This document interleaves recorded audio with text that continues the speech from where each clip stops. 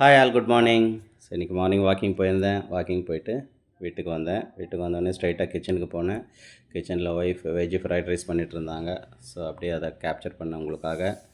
Veg fried ரைஸுக்கு side dish வந்து Gopi Manchurian பண்ணியிருந்தாங்க. ஸோ அதுவும் பார்க்க ரொம்ப கலர்ஃபுல்லாக இருந்தது. ஸோ மார்னிங் பிரேக்ஃபாஸ்ட் என்னென்னா தோசை, மஷ்ரூம் கிரேவி பண்ணியிருந்தாங்க. ஸோ அது மார்னிங் பிரேக்ஃபாஸ்ட்டுக்கு.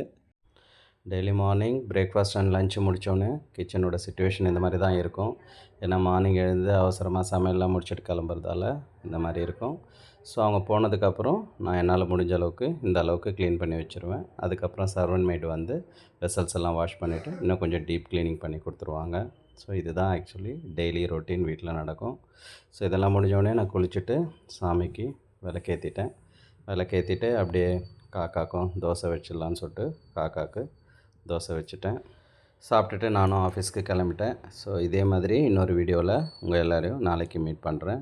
Thank you all. பாய்.